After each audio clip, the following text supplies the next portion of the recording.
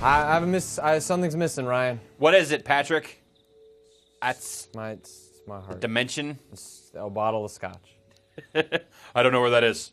Oh, I have no idea. Don't look in my desk drawer. Where is my heart?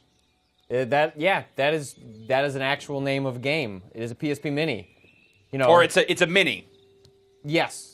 Well, I think they're called PS Minis. Maybe I don't know. Because it's a weird distinction because there are some that only work on PSPs, and there are some Right. that can be played on both the PS3 and the PSP. We're playing on the PS3 here. We are.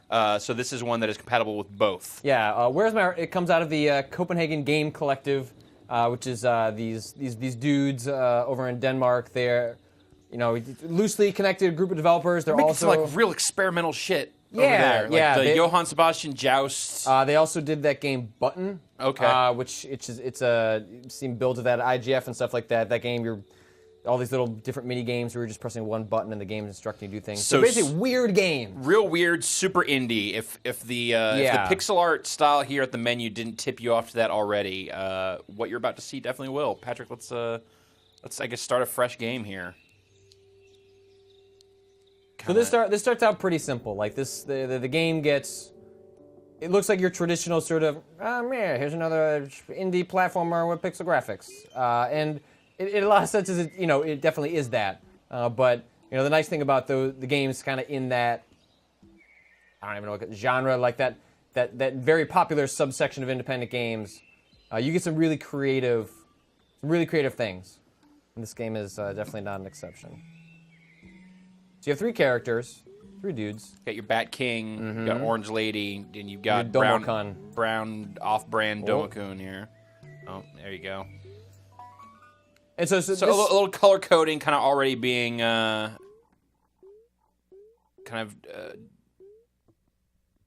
related to the player here. yeah, and this game starts out simple enough. This looks like a platformer, but the twist is when this Well, game kind of switches into some comic book panels. The twist is literal. Whoop. And then, this game is actually loosely inspired by the designer of this game, Bernie's last name I would not be able to pronounce, so I'm just not going to. It's Danish. Because it's Danish, and I'll just sound like an asshole, sound like an American. And so it was inspired by him going with his family into the forest, kind of getting in a fight, and trying to kind of get their way out. So that is kind of the loose inspiration for why there are 3 characters, because it is this Bernie and his 2 parents. But there are mechanical reasons for this too, which we will soon learn about. Yeah, now that everything's in a grid, but it still looks relatively the same.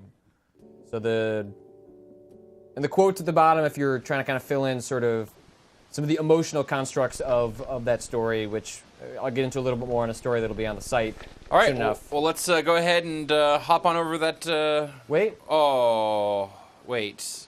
All right, just run Let me try forward and again. then just oh wait, you skipped that panel in the middle. Maybe I just. It says what? Hot. What? So oh god, that still messes with me. I do like that she cries every time. So I would cry if I was in a pit of spikes. Bat King does not care. Oh, but backing doesn't. So yeah, non-linearity here.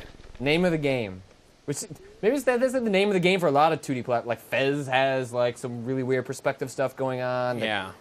That definitely seems to be a lot of the ways that, especially in the independent space, they're kind of changing your expectation of what a platformer can be. Well, it's like the underlying thing is so simple. It's jumping, it's and going left to right. and yeah, it's moving across the environment. It's basic survival, right? You see, like even here, you see like it's off by just a little bit, but enough to just like totally throw you off when you're just trying to Do a little line up a stack of guys. So filling these hearts, the hearts are simultaneously important game items and collectibles. So it'll fill in those spaces, which allows me to jump across. Look, I'm in 2 places at once. I don't like that at all. Oh god. But in later stages, you don't have to collect all those. You have to collect enough to get you to the exit, but the rest are purely collectibles. For collectible funds. Yeah, and there are no trophies in this, so it is merely if you want to see all the challenges this game has to offer, then you can go after all of those hearts. I am the rainbow. I almost feel like having sorrow. That's awful. I almost feel like having a good like sense of spatial awareness almost plays against you. If you think about it too much, then you like just don't worry about it. Like you just want to just start jumping around because you start thinking, well, how does this? Like there are advantages to, and eventually you have to kind of start figuring out like, all right, where am I relative to the entire level? But if you think about it too much, you're just gonna give yourself a headache. All right, so we'll do that, which will open that. Couple of so some of these are color coded. So yeah, like you that's see brown. that one's brown, so only that monster can use them. And that opens that up. So now technically you don't need this. Like that just is a setting up that hey, these are collectibles that you will come across as you play the game. But that one is not needed to get to the end. But you do need to get that orange block. You need that orange one, which is above there. So there you go. Beep. Bop. And you wait.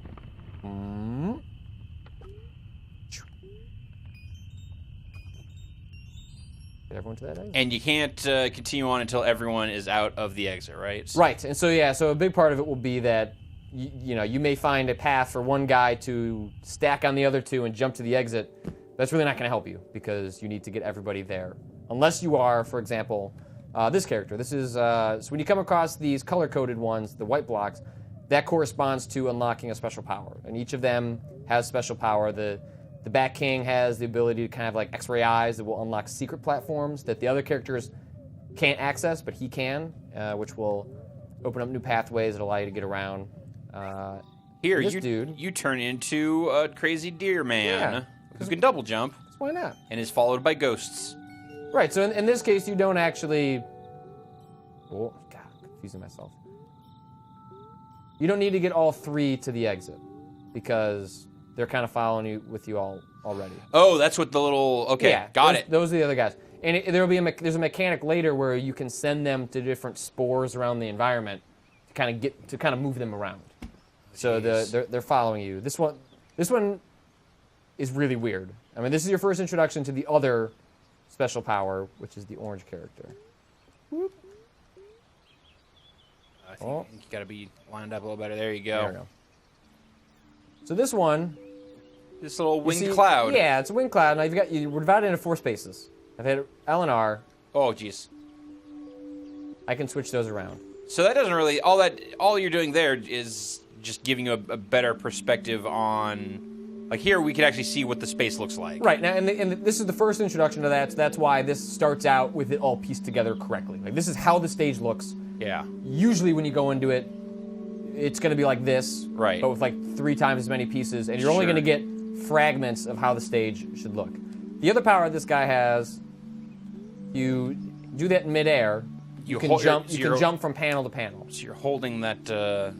Jumping and then just hitting the panel switch. Got it. So now you can get So I can't do anything for those guys. They can't hop on. They can't. This is purely me and allows me to get to some locations. Spots. Right. We'll go get so those. So I get up here. Yeah. Which means I'm the orange guy.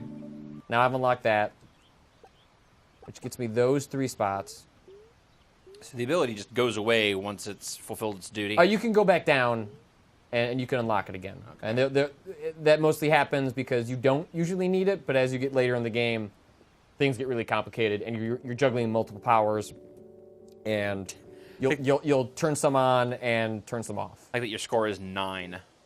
Oh, good job. Not a lot of hearts. Good Most job. Of them You got a score of 9. Yeah. So this shows where. This stuff actually gets kind of interesting. So you start with this guy and you just rotate around. You can see this is how the level. So this is the correct layout. This is the correct layout for the level. Yeah. I mean, you're missing pieces, you're missing corners, but you get a general sense of, all right, so I'm here. It's the beginning. I got to get to there. Now what do I do? So. Well, you're blocked into this little space. Except for that, there you go. If you don't line it up correctly, you'll die. So you got to jump first. Yeah. So you got to make sure you're sort of lined up, and that allows you to kind of like cheat a little bit. Where you can kind of jump, and you'll end up kind of playing with the system to see what the limits are in terms of, how can you mess with the spaces to kind of get your guy into a spot that maybe he really shouldn't be that way. Like it's not the correct way to do it, but you can kind of fudge it a little bit. Yeah, sure. yeah. And the game encourages that. Like it encourages experimentation. So in this case, this is a little more complicated because you have this gridded layout. And you got to get up there because there's no way to get up there if you switch to these dudes. It's not like you can stack them. Stacking would allow you to get up there pretty easily. So if you're in the center, that doesn't really help me. Oh, in fact, it hurts. But you'll see that that piece on top rotates around into spaces that I'm in. Right. And that's what key to this guy is spaces that you can get to. So, you know, like as you're rotating it, it can be kind of confusing to kind of keep in track. So it's nice that they kind of let you keep rotating as long as you want. Like, oh, I forgot how this is supposed to look. Okay, wait, no, I'm supposed to go here. That gets me this. And you fall in that center block. Those open up get those. Rid of that door. And it would have been easier if I had rotated those pieces back, so it didn't look so fucked up. But now now it's like a comic book panel where each one's like, yep, there he runs, and then he gets there.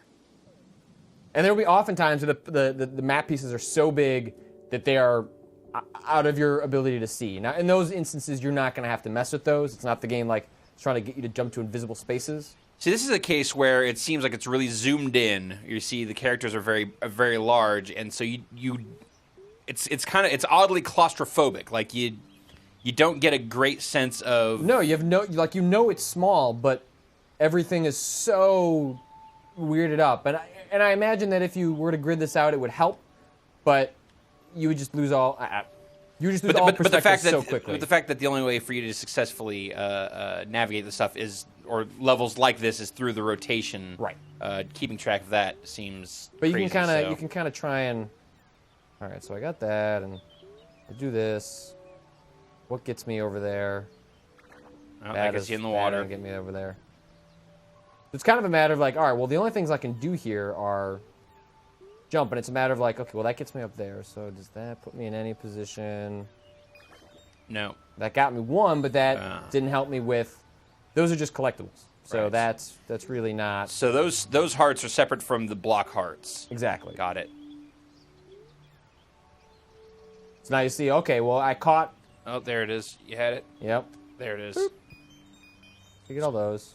And you want to be careful you don't mess this up, because if you weren't paying attention to what you did, your luck will not help you in trying to pull it off a second time. The later levels, that becomes explicitly clear how much I wasn't paying attention to what I just did to pull something off. Wait, I did that, and I need to do it again, but I have no idea how. Now I'm back at square one. In fact, I'm more confused because I got it, and it's like, oh, I know how to do it. No, you don't. So I don't want to show too much more of this game. It's only 25 stages. It doesn't really start getting challenging until about halfway through, but it just gives you a sense of where it's going. It just kind of gets weirder and weirder as you go forward. This is Where's My Heart. It's a mini. You can play it on your PSP or on your PlayStation 3. It's I think it's around $6.99, $7. Yep. It takes you 2 or 3 hours to finish, depending on how much the puzzles give you, kind of worked over. But it's just a weird, interesting game. And absolutely. If you're a platforming fan, if you're a puzzle fan, it does some really cool stuff with that, and it's kind of my favorite genre. And so this is it's kind of got a little bit of an emotional punch to it. If you want to look into that, the quotes that are in between each stage kind of give you some additional context if you want to read into that. But it's never holding your hand on any of the mechanics. It's never stating anything explicitly. This is very much experimentation. It's got kind of a braid flavor of like, here are things you can do. Now figure out how to actually employ that stuff. Exactly, and it wants you to find out on your own. And so hopefully we haven't ruined the experience here, but we're only just showing you just scratching the surface with some of this stuff. Yeah. So definitely check it out. I had never downloaded a mini before, so now I can check that off of my list. And it definitely seems like this is a mini worth checking out. So Patrick, thanks for giving us a look. Sure.